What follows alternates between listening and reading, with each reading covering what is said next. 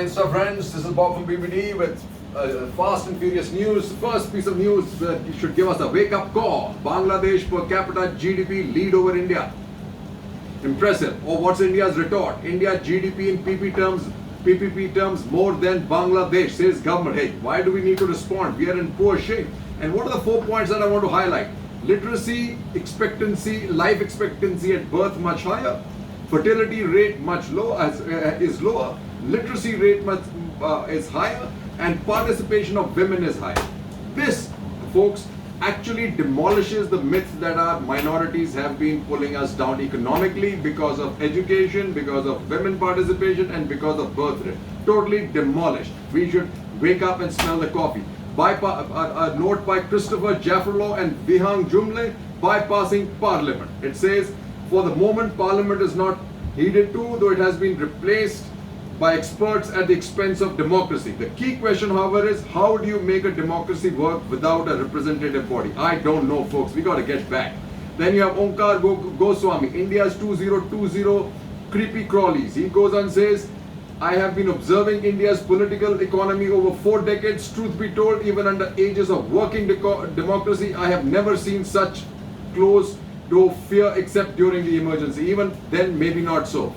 Then you have a note by Ashok Desai, shows us where we are headed, how we are being seized from the inside. It says financial minds need stimulus, says Ashok Desai. He says the result of just not listening to people from outside the country has been disastrous. It is time to reopen our minds.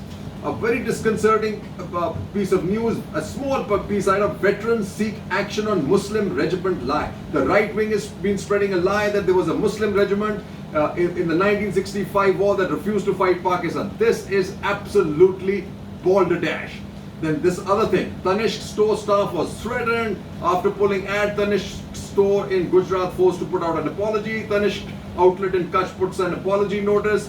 Ad bodies obviously up in arms. Ad bodies back Tanishq, and they should. A note in Khaleej Times which should be shocking to us because it's playing out in our something what we call a geostrategic partner in Dubai. Withdrawal of interfaith family after outrage sparks Twitter debate. How do we expect to explain ourselves? And then it gets worse. A SAM crackdown on marriage by deception. That means any interfaith marriage is marriage by deception. So then India uses RAND to retaliate at Commonwealth meet. This is really interesting.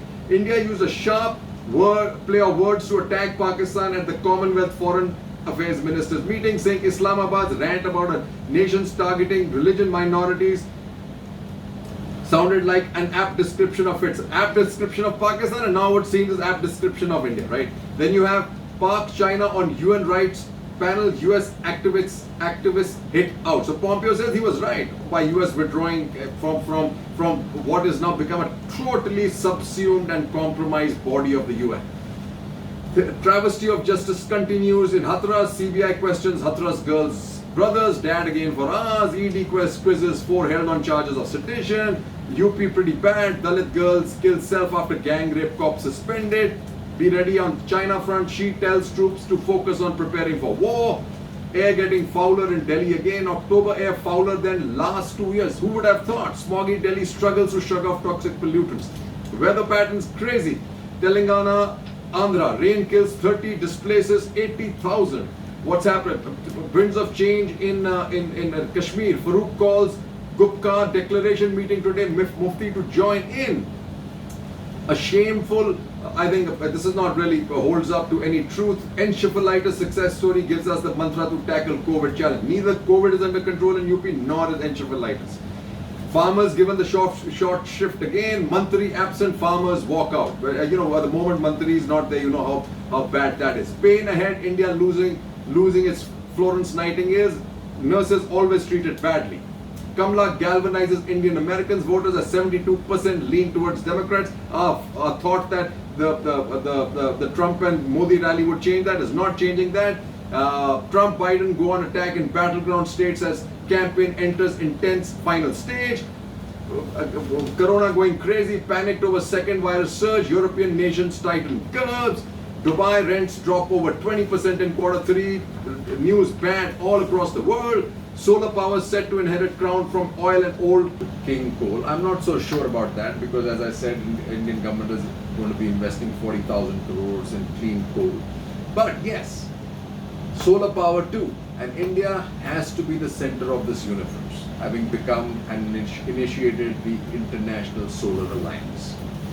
Last but not the least, Google's glitches could be boom for Indus OS. The founders of the startup, Rakesh Deshmukh, Akesh Dongre and Sudhir B, however, do not want to be seen as taking on the Googles and Apples to their venture. India is a large market. 3 to 4 players can easily coexist. It's happening in the world of e-commerce, says Deshmukh. This is important. I trust Indus OS far more than I trust Paytm because Paytm is basically funded by Alibaba and is not essentially an Indian company. Jai Hind.